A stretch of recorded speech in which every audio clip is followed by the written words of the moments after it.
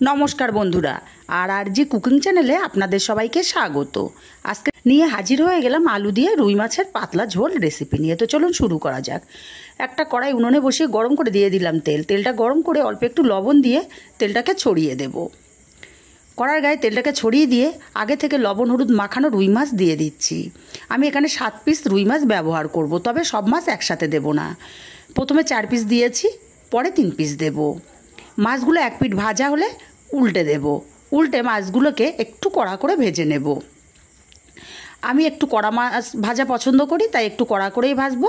আপনারা আপনাদের পছন্দ মতো মাছ কড়া বা একটু নরমভাবে ভেজে নিতে পারেন। মাছগুলো উল্টে পাল্টে একটু কড়া করে ভেজে নিয়েছি। এখন মাছগুলোকে উঠিয়ে নেব। আর মাছগুলোকে উঠিয়ে নিয়ে বাকি মাছগুলো একইভাবে ভেজে নেব। বন্ধুরা, রেসিপিটা ভালো লাগলে একটা লাইক দিতে ভুলবেন না। আপনাদের একটা লাইক অত্যন্ত গুরুত্বপূর্ণ। মাছগুলো উঠিয়ে নিয়ে বাকি মাছগুলোও দিয়ে একইভাবে ভেজে উঠিয়ে নিয়েছি।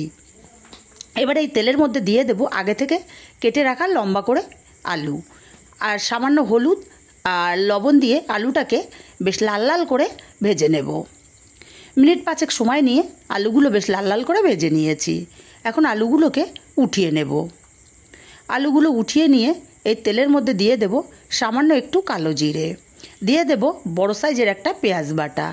পেঁয়াজ বাটাটাকে একটু সময় নিয়ে কষিয়ে নেব। মিনিট খানিক সময় নিয়ে পেঁয়াজ বাটাটা কষিয়ে নিয়েছি। এবার এখানে দিয়ে দেব বড় সাইজের একটা টমেটোর পেস্ট। আমি মিক্সচারে পেস্ট করে নিয়েছিলাম। টমেটো পেস্টটাকে দিয়েও একটু সময় নিয়ে কষিয়ে নেব, টমেটোর কাঁচা গন্ধটা চলে যাওয়া পর্যন্ত। দেখুন টমেটোটা খুব সুন্দর মতো কষানো হয়ে গেছে। এখন এখানে দিয়ে দেব আদা আর কাঁচা লঙ্কা বাটা। আর মিক্সার জারটা ধুয়ে অল্প একটু জল দিয়ে দিলাম। 1/2 চামচ কাশ্মীরি লঙ্কার গুঁড়ো, 1/2 চামচ ধনে গুঁড়ো, 1/2 চামচ জিরে গুঁড়ো, 1/2 চামচ হলুদ দিয়ে মশলাটাকে খুব ভালো করে কষিয়ে নিতে হবে। এই মশলাটা যত ভালো কষানো হবে তরকারির স্বাদটা ততটাই ভালো হবে। মশলাটা কষিয়ে এখানে ভেজে রাখা আলুগুলো দিয়ে দিলাম আর দিয়ে দিলাম স্বাদ মতো লবণ। আলুটাকে মশলার সাথে মিনিট 2 সময় নিয়ে খুব ভালো করে কষিয়ে নিয়েছি। এখন দিয়ে দেব পরিমাণ মতো জল। যেহেতু আমি পাতলা ঝোল করব, তাই জলের পরিমাণটা একটু বেশিই দিলাম। জলটাকে দিয়ে নাড়াচাড়া করে ভালো করে মিশিয়ে দেব।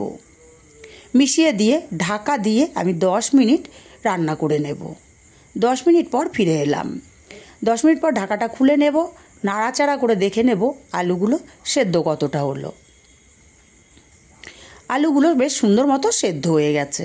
এখন ভেজে রাখা মাছগুলো এখানে এক এক করে দিয়ে দিলাম। মাছগুলো দিয়ে নাড়াচাড়া করে মিশিয়ে দেব। তারপর ঢাকা দিয়ে মাছগুলোকে আরও 5 মিনিট রান্না করে নেব। এতে করে মাছগুলো ভালো মতো সেদ্ধ হয়ে যাবে। 5 মিনিট পর ঢাকাটা খুলে নিলাম। এখন এখানে দিয়ে দিলাম 3টে কাঁচা লঙ্কা। কাঁচা লঙ্কাটাকে দিয়ে নাড়াচাড়া করে ভালো করে মিশিয়ে দিয়ে নামিয়ে নিলেই রেডি আলু দিয়ে রুই মাছের পাতলা ঝোল। রেসিপিটা কেমন লাগলো কমেন্ট করে জানাতে ভুলবেন না।